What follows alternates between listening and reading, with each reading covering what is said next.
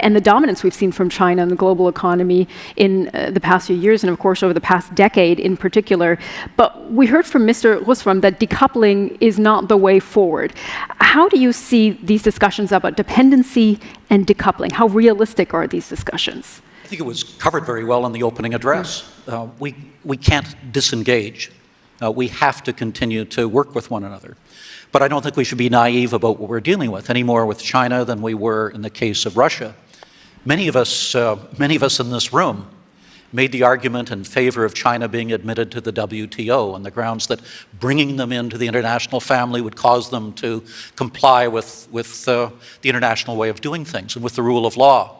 And we believed that through engagement, through commerce, and through diplomatic and other interactions, that China would inevitably morph into something that was more democratic as well, that somehow they would become us. We have to accept that there are many people in the world who want what we have, but who don't want to be us. And as a consequence, then, I think we need to recognize that we are engaged in a competition with China, which is deep-seated and long-standing, which is not going to be over anytime soon, and that will require a persistence and a clear vision on the part of the industrialized democracies again, just as I was saying earlier with regard to Russia. The temptation is there post-COVID, post all of the problems that we have had with supply chains, post the experience that we had in Canada with China engaging in hostage diplomacy, seizing 2 Canadians and holding them hostage. The temptation is to disengage, to pull back, and in many instances to attempt to onshore production and do everything at home. This would be very foolish. You cannot do that. And as was pointed out in the opening address, the issue when it comes to business is ensuring security of supply. It's security, not nationalizing everything. And it is critical for us to ensure security of supply at the lowest possible price. We would simply price our businesses out of business. We would be uncompetitive if we attempted to do everything at home.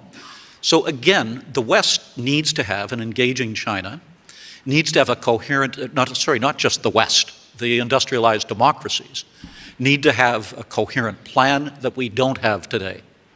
We should not be doing it on the basis of one-offs, because none of us is strong enough or big enough to do that. And we need to develop that strategy now, and we have to demonstrate that democracies have the strength of will to be able to continue a struggle over the course of decades or perhaps even lifetimes because of the values that we believe in. We can do that without turning the Chinese into enemies. The final comment I would make is that often people say to me, well, what will happen if China succeeds? The question I put to them is, what would happen if China failed? If China descended into civil war? Would we be better off as a result? No. So we need to engage, but we need to do so with clear eyes and with a clear strategy.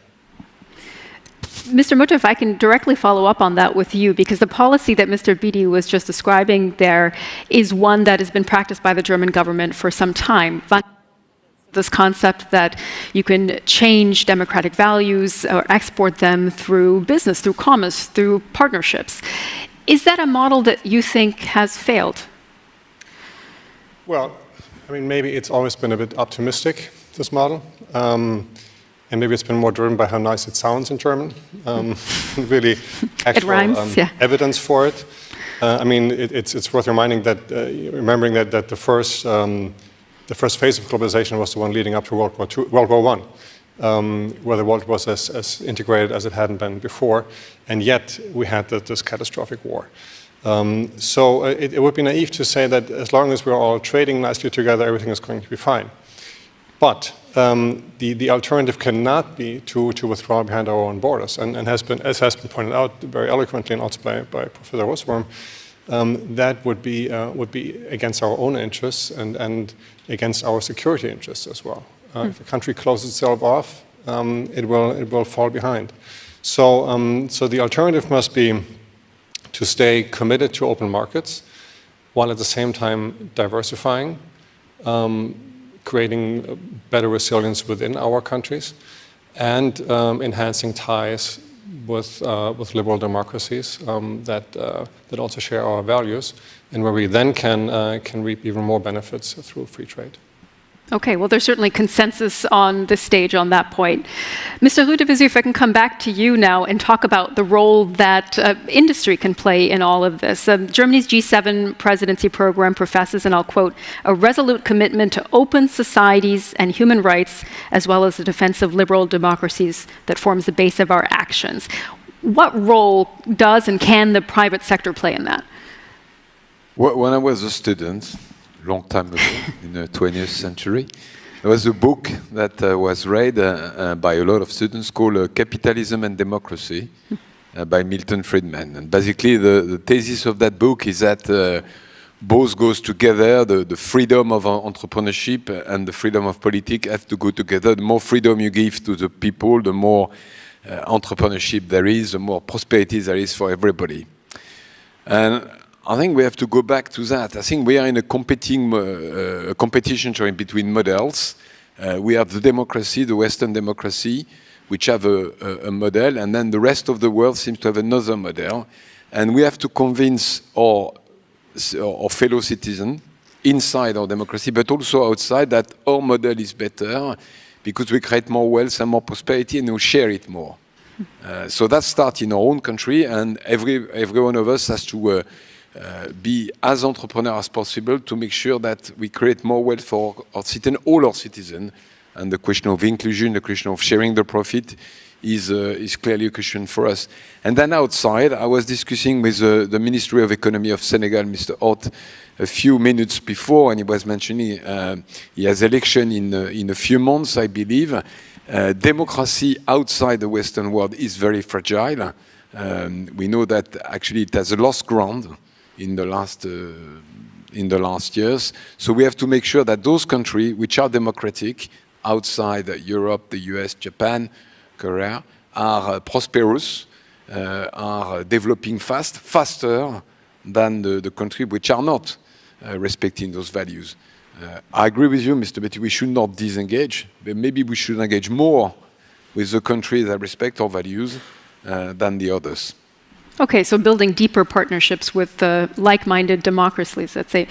Ms. Beltrame, if I can come back to you now, something we've talked about quite a bit already is supply chains and the importance of how to make more resilient supply chains. What is your perspective on that? How can politics and business also together make supply chains more resilient? Yes, as you said, actually the public opinion of a debate about resilience, but I think we should make very clear that the larger part of the job have done and has been done by business shoulders. So actually that is for sure.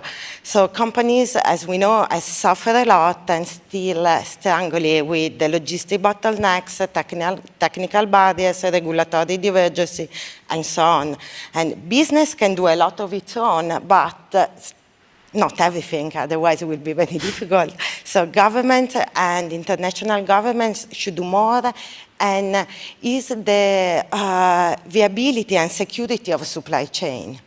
But another thing that I think is very important, that I do not believe that the G7 business need any how we say, top-down new business model, because I think in this moment all the world are interconnected. Companies must be free to trade and invest where they want.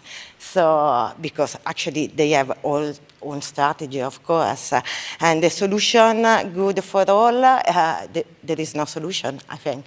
But anyway, the value-based partnership are for exploring a development. But if they are reinforcing the relocation of key supply chain, well, I think they would go too far. Overall, I would recommend also to the G7 to improve their collective effort to secure a business-friendly strategy, because a regulatory system, of course, because the G7 countries need to work together for a new economy and for a mutual-based trust. And I think business are here for that, and all of us want to work with them. Okay, so that's part of the wish list to governments of the G7 countries that you would send along. Mr. Hara, if I could come to you now, another thing that has been upended by this conflict is global energy supplies, of course, as well. How has that affected Japan's economic outlook and also its relationship with G7 countries? Thank you for your question. Japan's primary energy supply composition is like this. Coal 25%, oil 36%, and gas 24%. While Japan's self-sufficient rate of energy is very low, around 11%, it has been in full alignment with other G7 countries in banning coal and oil imports from Russia. And it is urgent for Japan to diversify sources of energy supply, including LNG, and to develop supply chains of hydrogen and ammonia. In doing so, it is indispensable to enhance the relations with Middle East, African countries, the Central and South Americas, as well as G7 like-minded countries such as the G7 members. Kedan-Ren, Japan Business Federation, calls upon the government to conclude free trade agreements and other economic treaties. On the domestic side, I would like to emphasize the importance of restarting nuclear power plants. Now only 4 plants are in operation. Before the accident of Fukushima nuclear power plant in 2011, more than 50 plants were in operation. Thank you very much. We see nodding from Mr. Rudebezu. Of course, that's France's position as well on energy. We'll be actually talking about energy supply, hydrogen, LNG, all of that diversifying energy supply in the next panel in about 15 minutes from now. So that's just a teaser for what's to come. Mr. Beatty, if I could come back to you now with the question, what possibilities remain for the G7? How do you think the G7 should move forward in pursuing its partnerships and its interests? Well, I think more than anything else, the leaders of the G7 have to understand that we're more interdependent than ever before, that none of us can go it alone. And the odd thing, I think the great struggle that we see today, the ideological struggle, if you like, is not between left and right. It's between open and closed societies. And we represent open societies, ones that want to engage with the rest of the world and ones that believe in liberal democratic values. And that means that we share in common, whether it's in our business strategies and our commitment to free enterprise or in our social and political values, we share a great deal in common. We need to look at ways of deepening our relationship with one another and of looking for global solutions on the key issues that we're dealing with, that we're preoccupied with. Global security. The operative word there is global. Global pandemics. The operative word there is global. The global financial crises, the operative word is global. We can't solve these problems alone. We have to have a common strategy. The world today is much more complex. It's much more multipolar than it was during the time when I was in government. When the B7 got together when I was in government, it was Chancellor Kohl. It was François Mitterrand. It was Brian Mulroney from Canada, President Reagan, Mrs. Thatcher. And there was a sense that when our leaders got together, problems would be solved. Now, unfortunately, because of the changes in the nature of our politics and of global society, it seems often that the problems are larger than the leaders. And it's going to be critical then for those of us, particularly in the business community, to provide leadership and to make the argument that both in the protection of our values and in the protection of our economic strength, we need to collaborate much more closely and to develop clear, well-communicated, sustained plans. Global plans, indeed.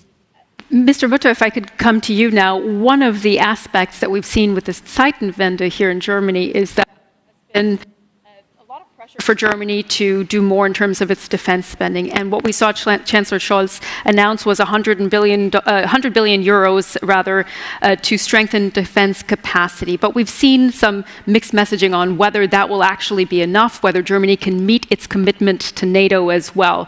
So where does Germany stand in shouldering some of that responsibility going forward? So thank you for that question, which allows me to clarify a few things. So Germany is committed to the 2%. It has been since 2014, even though sometimes that was a bit more in theory than in practice. But it remains committed to the 2%, and it will meet the 2% over the course of the next 5 years on average. Now, why on average? Because some of these big-ticket items that we're going to buy, the F-35 and others, you can't just procure them overnight. So it will probably be a bit of an uneven graph over the next 5 years, but we will meet the 2% on average for the next 5 years. And we do so not just, and that's one of the problems we have with the 2%, it's an input-driven goal, when it should be really more on output. And output should be capabilities. So we need to increase our capabilities in order to be better allies in NATO, in order to be more responsible for our allies and partners. And for that, we will increase our capabilities. And that should drive our defense spending and will drive it. However, the other thing about the Zeitenwende, and even in the speech, the Chancellor alluded to that, is of course it has to go much deeper. And for it to be a real shift, it needs to happen in the minds of policymakers, but also in the minds of the German people. And that will take time. And so that's why Germany, for the first time, is drafting a national security strategy, which will lay out our national security strategy and engage with the population on it in order to help make that shift in the minds of people also happen. That's an important point. It's not just about the perspective of the government, but rather also the people, as we've heard on this panel already. Mr. Rüdebezow, are there many areas beyond those that are already areas of cooperation for the G7 that you think could come together for closer cooperation going forward, where they could work together, these countries, more deeply? Certainly. Before I answer your question, just make a small comment on the previous speaker. The French are very happy to see the German spending more on their defense, because we've been spending for years 2% of our GDP, a little bit alone in Europe. So we're very pleased, but we hope that this will be done through cooperation, industrial cooperation through Europe. Otherwise, I think it will be a waste to afford. In terms of G7 cooperation, yes, I think we can do more. Certainly, we should include other countries in terms of cooperation. I think I mentioned Senegal earlier, because we, the 7 countries, share values, but I'm sure there are other countries in the world who share those values, which will be helped, supported, included in our cooperation. And the obvious cooperation is on 2 subjects. I think energy, that was mentioned by my Japanese neighbor, and also I believe health, which has become a major problem, and we should cooperate probably more than we've done in the past year on those subjects. There will be more pandemics in the coming years. We all know that. So yes, closer cooperation in G7 is needed. And Ms. Beltrame, you said just a little while ago, we don't need a top-down business model. Does the G7 need a new business model? If so, what should that look like? Actually, I think that our business need to do what the strategy business do it. So if we do a new model, I think it's enough for what we have, actually, because our business are very good in what they're doing. So why changing the new model? I mean, there is no answer at that, and I think it's okay like this, we think. So the business model is okay as it is. Okay, don't touch it is the message from the B7 principles here. And perhaps a final question to you, Mr. Beattie, before we wrap up this panel discussion, as we're running a little bit to the end of our time here. Do you think that these crises that the world is facing at the moment, but particularly the G7 is facing at the moment, that it can strengthen this cooperation and this collection of countries? My answer is, I hope so. The problem is that what we've seen, whether it's in pandemic planning or providing for global security or dealing with climate change, we don't learn from history. And my hope is that we'll look at the circumstances in which we find ourselves today and recognize that none of us is strong enough to go it alone, that we're all stronger by coming together.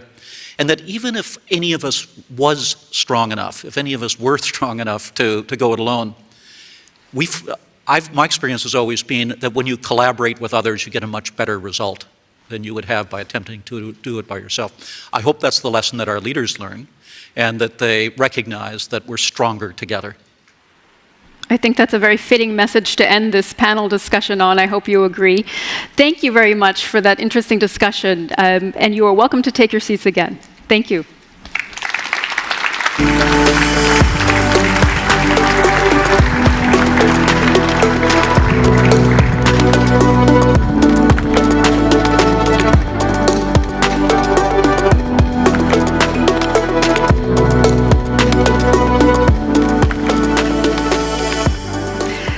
Now to another crucial topic when it comes to the agenda for the G7, something we heard a lot discussed already on the first panel, which is decarbonization of industry and the role that climate clubs can play. So first, I would like to ask the panelists for this discussion to please join me here on the stage.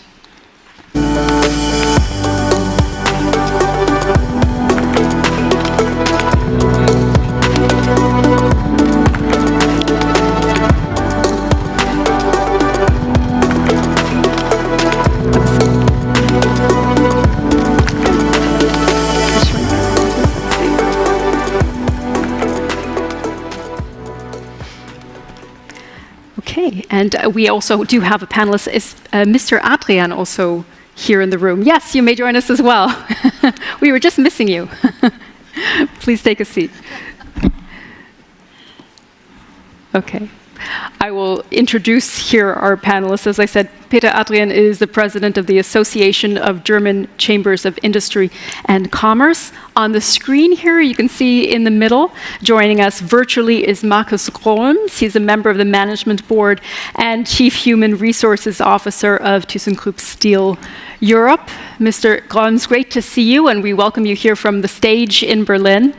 We also have Birgit Schwenk, who's the head of climate protection at the Federal Ministry for Economic Affairs and Climate Action here in Germany. And last but not least, Suzanne Clark is the president and CEO of the US Chamber of Commerce. Welcome to all of you. Great to have you with me here on the stage for this discussion. Mr. Adrian, I wanted to start with you because the decarbonization of industry, this is a huge topic that is featured both in the B7 recommendation paper and in the G7 climate and energy communique. You have looked at both. What is your takeaway on the final outcome? Are there shortcomings that you see there? Yeah, a good question. I think decarbonization of the industrial sector is addressed in B7 papers and also in the G7 climate and energy communique. And I think it's a good paper from the B7, and for our economy, climate neutrality is an important goal for all German companies as well as for the whole German society. So the B7 paper sets the right priorities for achieving good progress. With the use of renewable energy, we will start the process to get independent from fossil energy market. And you know, especially the German economy has not enough fossil energy, and we have to import a lot of energy. So it's also a good situation to start with the new renewable energy and get more independent from the fossil market. But the necessary transformation process, we have to overcome some high risks. These risks have to be addressed and managed. The main task is for us to reach the goal of climate neutrality together with the companies and not losing the companies, especially here in Germany. For me, the first risk is, especially here in Germany, the huge time pressure. In Germany, it is especially true because we are more ambitious than other European countries. And on the other side, especially also in Germany, bureaucracy and difficult and lengthy proceeding are obstructions for a rapid transformation process. In addition to governmental support and public investment, we need leeway for private investments. What is possible for LNG terminals must also be possible for other infrastructure investments and also for renewable energy systems in our enterprises. The second risk I see is currently high price situation for energy. Our latest economic survey shows more than 93% of industry companies rate energy and raw material prices as one of their biggest business risk. We never recorded a higher figure. Let me tell you about this from the viewpoint of an entrepreneur. The rising costs lower the budget and make it difficult to invest. This limits the capacity for transforming our economy. And ladies and gentlemen, the third risk is the reliability supply of renewable energy. Many companies have already driven their energy efficiency to a limit. For all entrepreneurs, it is essential that politically secure the supply of affordable energy. Our national production in renewable energy is not enough. We need worldwide cooperation and we need a defined market for hydrogen. In view of this challenge, we need to work together among G7 and for the Climate Club to be constituted by Europe, the US and, if possible, China. Instead of unilateral action and trade protectionism, transformation should become a chance for international cooperation, innovation and for worldwide better living conditions. Thank you for that answer. Ms. Schwenk, I would like to come to you now, because we heard there that although this is an opportunity, a time to move forward on climate action, there are also many risks involved, particularly from the viewpoint of the private sector in particular.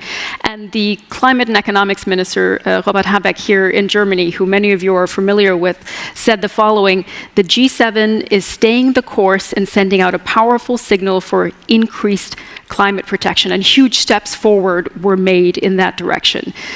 Was the German government, despite the war in Ukraine and the way that has moved priorities, has it been able to achieve all the goals that were set prior to this G7 presidency?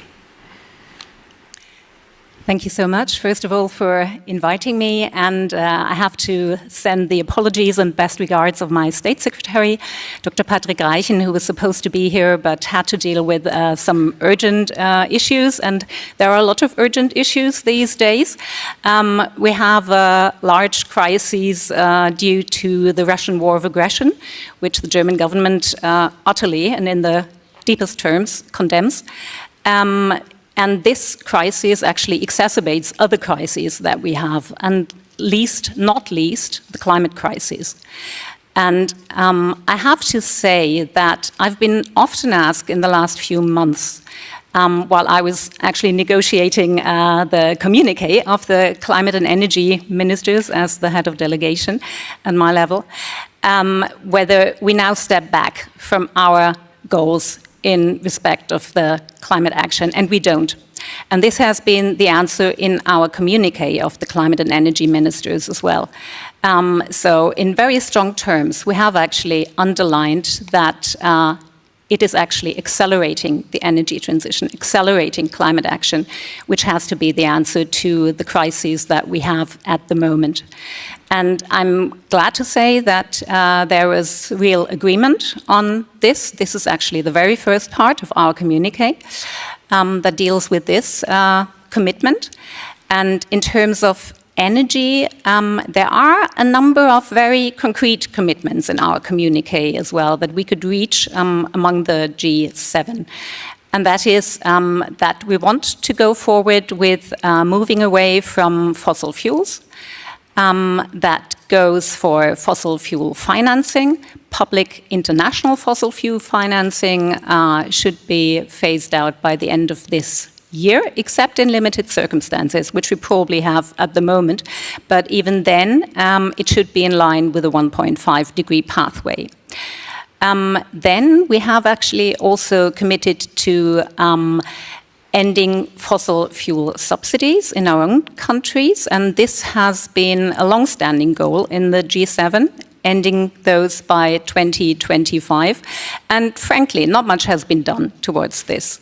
And this year, for the very first time, we have actually managed to take concrete steps towards this goal and have actually decided on being more transparent and to start reporting on our fossil fuel subsidies also for the international community. And finally, we have committed to a predominantly decarbonized electricity sector by 2035. And we have committed, and that is actually also for the very first time, to a coal phase-out in the G7, both on the global scale and for our own countries. So in the energy area, we were actually quite happy with the results that we could achieve. But this is not the only thing that we've done. So partnering up with countries around the world, with partners in the developing world, is very important. And we've reiterated our commitment to financing, to climate action in developing countries, and we're also going to introduce more just energy transition partnerships. We already have one with South Africa that goes back to the last climate change conference of the parties in Glasgow, and we are going to commit to more such multilateral just energy transition partnerships at the summit by the end of this month. And so I think in the run-up to the summit, we are actually making good progress here.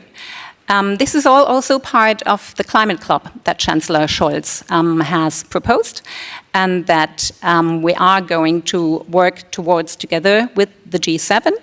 And in that climate club, we have also a number of other subjects, and one subject is helping industry move along towards also moving into a more climate-compatible world and economy, setting the right framework for that, incentivizing and actually helping along the business sector in what they're doing, I think, at the moment anyway. And I think I'll leave it at that. Let me mention one more thing, which is also a very good achievement, I think, and that is that we've looked at the transport sector as well. And we have agreed that we want to have a highly decarbonized road sector by 2030. And so that's an impressive list of priorities, certainly, from the German government. And as we heard there's no plans to step back from climate commitments. So, Mr. Grolms, if I could ask you about that. At the same time, there are concerns from the industry about energy security, supply, of course. So, what role do you think international cooperation can play in this balance between the need to move forward on climate protection, but also securing energy in the short term? Well, good morning from Duisburg. Yeah, you're absolutely right. The need of diversification of energy supply in short term and going ahead with climate protection commitments is an enormous challenge. But please let me say, we are not talking about fixing a status quo. It's very important to say very clear that our demand of energy will rapidly increase during the next years on our track of decarbonization. For example, after having transformed our hot metal capacity, we will have an energy demand which is 10 times higher than it is today. And so no doubt we at ThyssenKrupp Steel firmly believe that both energy security and climate protection cannot be reached in isolation. Of course, both must be promoted to multilateral agreements and strong partnerships. And, well, let me say, the recent months have shown in a quite painful way that the security of energy supply is a point of particular vulnerability for European industry and business. And it has been shown that strategically relevant goods should be conducted in trusting and reliable partnerships of common values. And in the pursuit of independence from Russian gas, the United States, as an exporter of liquefied natural gas, will play a central role in Europe's security of supply. And specifically on our transformation to green steel, I have to say we are building on the steady supply of natural gas as an interim solution to be replaced by green hydrogen as soon as possible. And in some way, it is a euphemism that we are building on it. We highly depend on it. Everything we are planning about decarbonization will not work without a steady supply of natural gas. And so international cooperation has never been so important like it is today. Thank you for that answer, Mr. Gollens, also for leading perfectly to my next question to Ms. Clark. With the U.S. Chamber of Commerce, of course, as the world's leading exporter of LNG, the U.S. right now has to manage this balance between helping secure this energy supply, but also meeting climate objectives, which are so important to the G7 countries.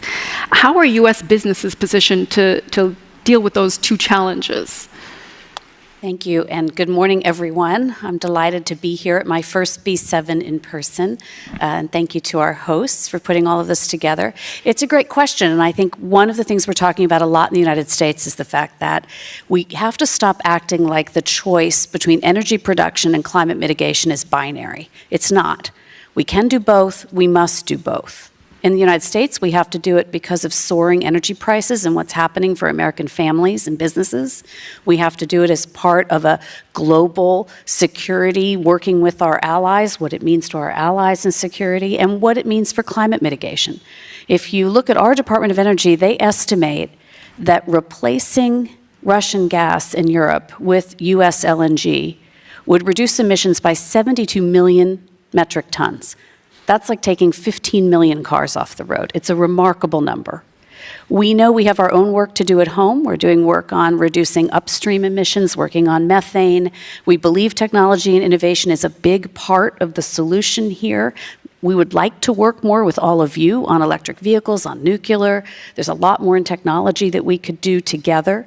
But I want to be really clear from the U.S. Chamber of Commerce perspective, and that is that there is a climate imperative and a security imperative to accelerate the energy transition. Okay, so those certainly are very high on the agenda for U.S. businesses as well. Mr. Adrian, if I'd come back to you now and ask you how you see that very same challenge of balancing climate protection at the same time diversifying energy supply in the short term and securing energy supply, how can international cooperation, do you think, from your perspective, play a role in this? Yeah, I think the first thing for me is we all need a quick change to climate neutrality, but on this way we have to secure reasonable energy prices, and also we have to secure enough quantity of energy, especially during the transformation process. If you see the international situation, we have the situation that in Europe we try to get very quickly on this way, and in other countries you have another situation. So we have we need a cross-border adjustment mechanism. You know, the CBAM. But for me, the CBAM, it is a regulation system for the European Commission. But for me, this regulation mechanism is not enough. It is a one-way, and it will create new global trade conflicts. Therefore, I think the right way for the international agreements is a climate club with truly equalized climate costs for business. And it will be absolutely the better solution, and we have to work with this climate club to get it in a function. Okay, and we're going to come back to that topic of a climate club in just a moment. But Ms. Schwenk, if I could ask you about low-carbon hydrogen, because this has been something that's been a big topic for G7 countries when we talk about securing energy supply as well. What is the main contribution of the Hydrogen Action Pact for the market ramp-up of hydrogen? Yes, thank you very much. Let me first underline the dynamics that we have at the moment behind green hydrogen. This is really, I mean, I've been working for the government for more than 20 years now, and I don't think I've ever seen that kind of dynamic development as we have at the moment in the green hydrogen sector. And we are going to need green hydrogen for a number of sectors that are hard to abate, that we can't actually decarbonize by any other means, which is international aviation, international shipping, but also a number of heavy industry process emissions, as in steel or cement. So yes, we did focus a lot on hydrogen in our G7 presidency and are still doing so. In a framework called the Industrial Development Agenda, Industrial Decarbonization Agenda, sorry. We have proposed, and this has been also accepted by the other G7, or supported by the other G7, Green Hydrogen Action Pact. And that Hydrogen Action Pact is going to, well, at first, align a number of initiatives that have been around for a while in the hydrogen sector. Because what is really important, that is at least what I've taken also from a lot of conversations with industry, that we have standardized definitions for instance, green products, green steel, green cement, and this is something that we've been working on intensely. If you look at the G7 communique, I don't know whether you've had a chance to leaf through it, there is actually an annex that is detailing already such kind of definitions. And we've had a lot of help here by the International Energy Agency. The IEA has published a report called the Net Zero Heavy Industries report. And we've had a lot of material here to base our work on. And I hope that with that Hydrogen Action Pact, which we are going to explore further, elaborate further in the coming years, that with this Hydrogen Action Pact, the G7 can really make a contribution to standardizing, to sending the right incentives, to having the right regulatory framework as well, because we have said that we need a policy toolbox as well here for joint action. So I hope that this very dynamic field can still be helped along even further. How quickly do you think that can happen? I'm sorry? How quickly do you think that can happen? In which time frame do you think it can be moved forward in the G7? Well, we have the presidency for another 6 months, so we are going to work on that further. We've had a number of workshops on this, and we are going to start working right away now that we have the commitment by all the G7. And I know that this is also dear to our Japanese friends, and they are going to continue that work next year. Thank you. Thank you. I saw Mr. Krones nodding during parts of that answer, especially when you were talking, Ms. Schwenk, about the need for standards for green products. So I'll come to you next, Mr. Krones. We've talked already here on this panel a few times about a climate club. It was mentioned by the German Chancellor Olaf Scholz, but only briefly addressed in the communique on energy and climate. What is your expectation from your perspective on such an alliance? Well, a climate club needs to work towards a level playing field within the participating countries, and from our point of view, eventually lead to a harmonized minimum CO2 price and joint carbon border adjustment mechanism. But we are fully aware that this might be a little bit difficult, and however, a joint CO2 price seems rather difficult to achieve in short time. At present, CO2 pricing systems and climate ambitions, and we know about that, differ considerably between the countries.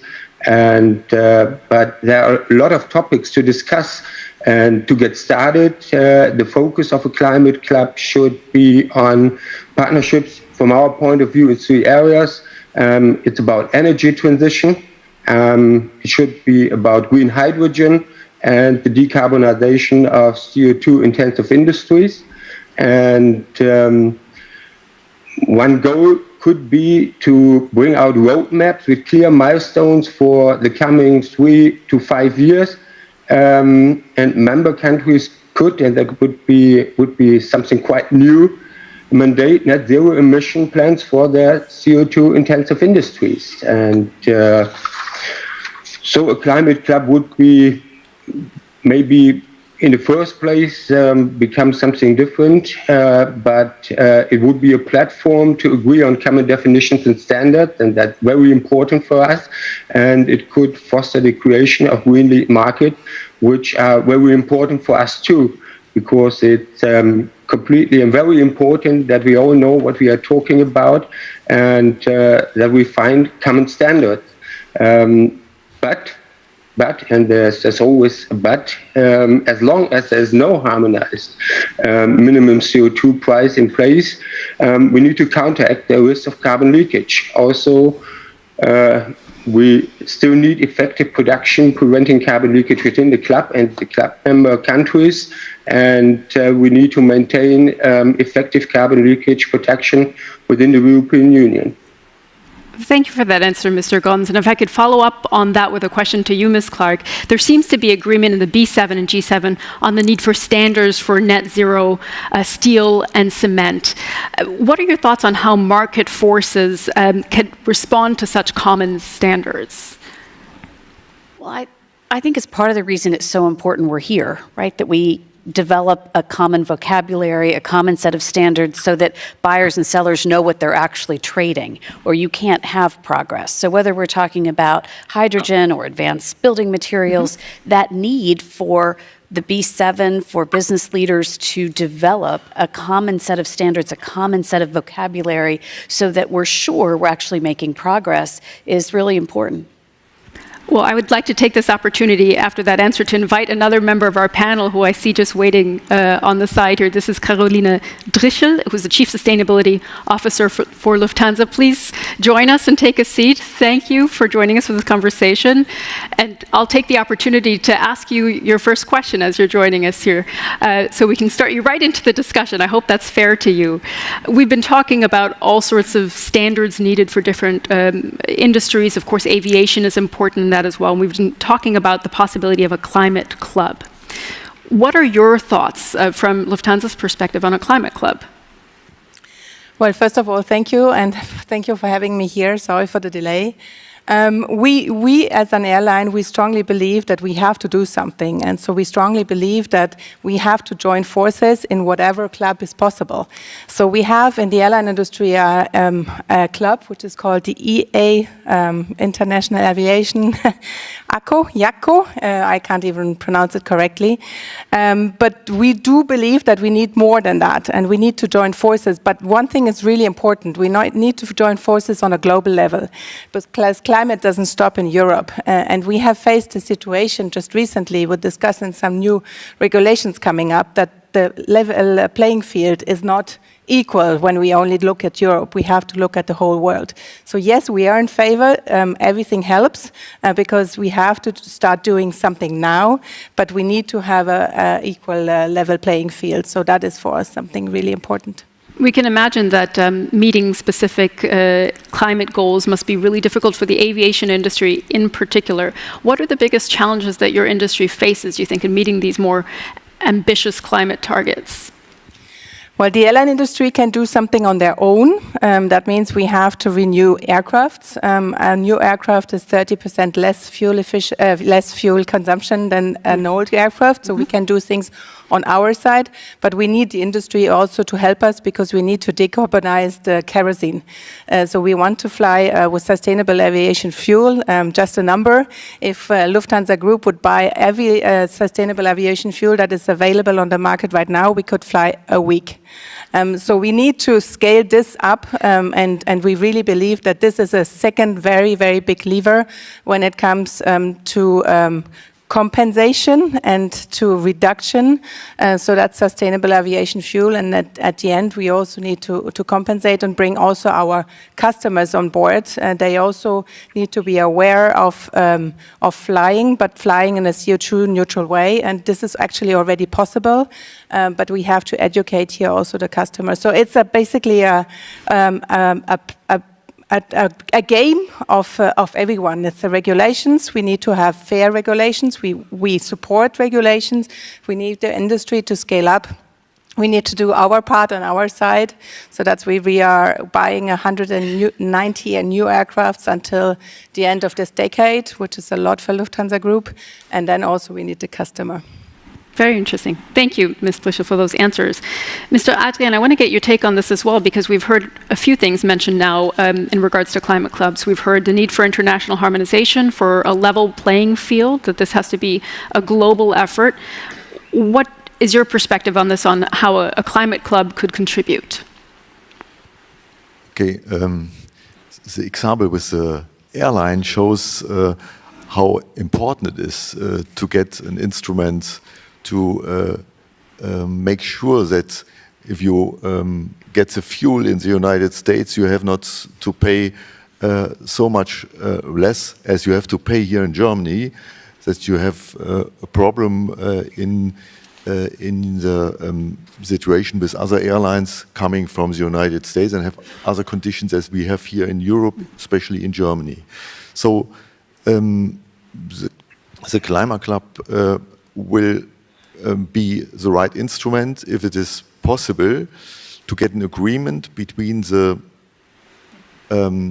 big economic regions. For me, it's minimum. It's Europe, it's the United States of America, and it's possible China. So with these three, we have so much power that when we have it in the Climate Club, you can get agreements which will work for the whole world and will be the right base to get the transformation process quickly perfect done. So I think we have other instruments, but it's very difficult to get the right solution. For me, it's clear we need the Climate Club, and we need it with these big players on the world. What's your perspective on this, Ms. Schwenk? I mean, we've heard now that for industry, an international level playing field is so important. So how realistic do you think a Climate Club is for 2030 and beyond?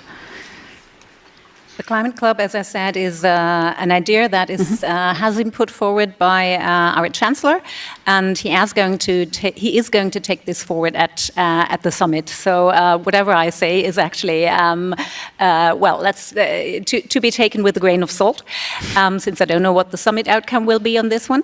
But the Climate Club is going to rest on three pillars. One is partnering up with developing countries and emerging economies that are ambitious, and to actually encourage them to become even more ambitious in climate action.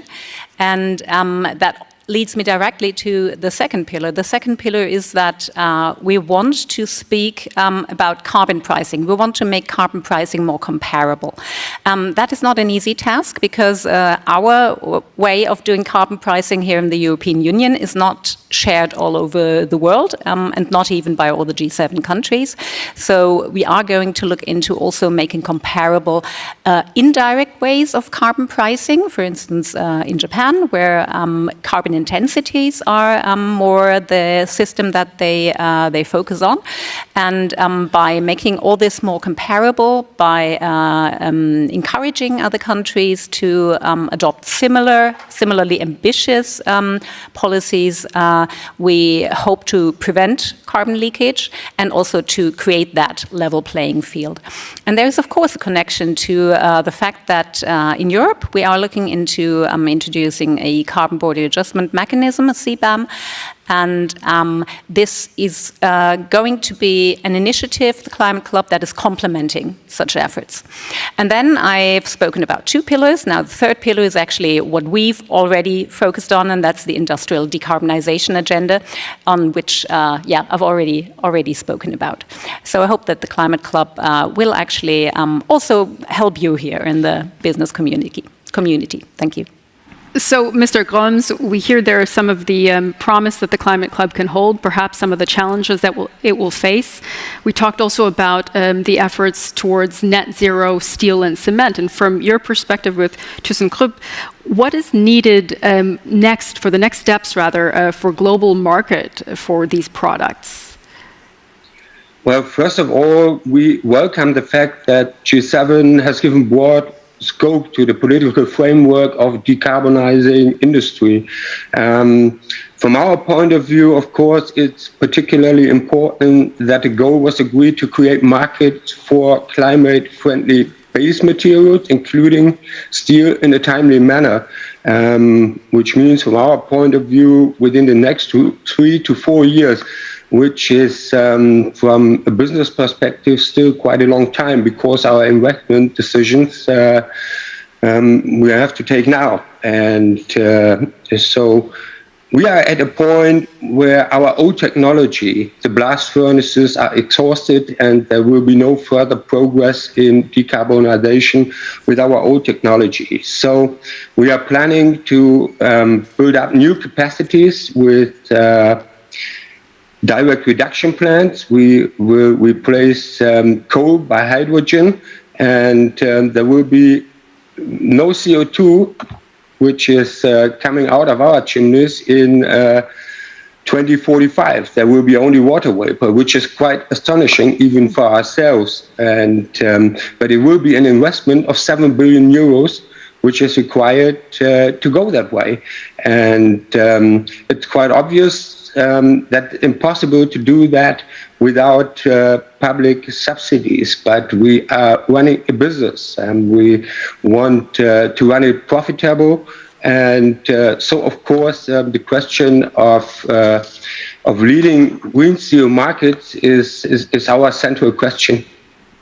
Well, Ms. Schwenk here has certainly promised support.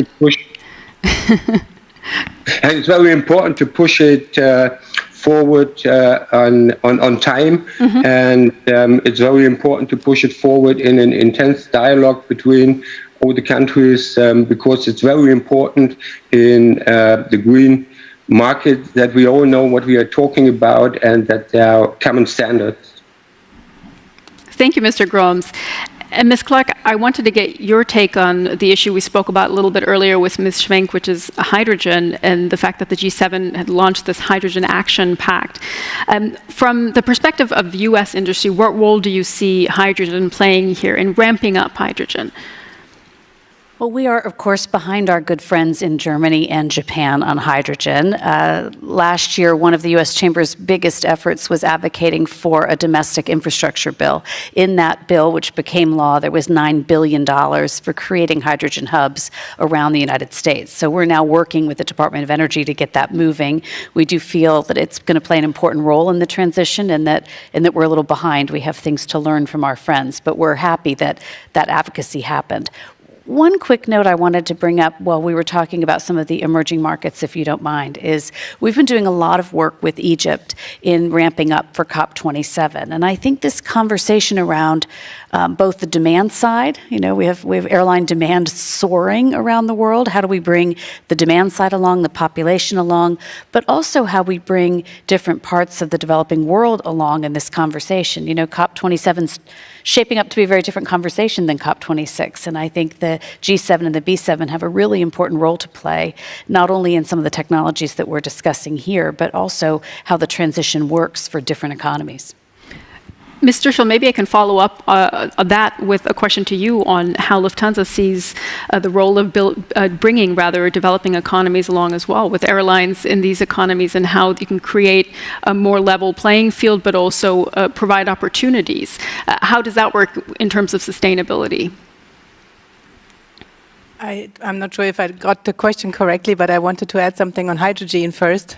We also strongly believe that hydrogen is a factor, and we encourage everyone to go for it because we need it for creating sustainable aviation fuel, not for flying hydrogen planes. Here we think we have still many years to go because before that will be really a reality. But we really encourage the industry to support hydrogen in helping us to create sustainable aviation fuel, so the so-called e-fuels. So your question was about airlines in developing countries and how Ms. Clark was just talking about the need to bring developing countries along as well. If there are common standards created for airlines for the type of fuel that needs to be used, how can Lufthansa contribute to that effort? Yeah, that's why I said we have this club, this IACO club, and we are talking to all the airlines worldwide. But to be honest, we are also in competition to each other. But we're not competition to the emerging market airlines. We are more competition to the Gulf states airlines. To be honest, with the Americans, we are pretty much friends. And I have to say, the American airlines are moving ahead when it comes to sustainability. There, the government is incentivizing it. I think this is a help. We in Europe, we try also to be on the same page when it comes to sustainability. We as Lufthansa Group, we have committed to sustainable, to the SBTI targets, Science-Based Targets Initiative, which is an NGO proof pointing how you do really your path to net zero in 2050. We will be audited here, and many airlines, and you would believe that the emerging markets airlines are behind us, but that's not true. It's really depending on where is your network, where is your destination, and then you can more or less say that the playing level, the injustice comes more or less from the Gulf State Airlines than from emerging markets, where we have sometimes the technology on site. We see there's plans for sustainable aviation fuel in Chile, for example, or we have also been talking to other countries. They are moving ahead because we all have the same issue. We want to continue flying, but in a sustainable way. Well, we have pretty much run out of time for our panel discussion, so I think that's a good note to close on, to say we're looking to do more, but in a sustainable way, and certainly with the partnership of G7 countries. So thank you all very much for joining me here for this discussion. I think it's an important one, certainly for the G7 moving forward. As you mentioned, Ms. Schwenk, this is something that's been high on the German government's agenda for quite some time and will be a big priority for the G7 agenda, and that we'll see next week playing a big role as well. We are going to take a brief break, but I would invite you to join us again at 12 o'clock because we're going to be returning with a discussion on the future of health systems. And we'll see you back here in just a little bit at 12 o'clock for that panel discussion. So enjoy your break, and we'll see you in a moment.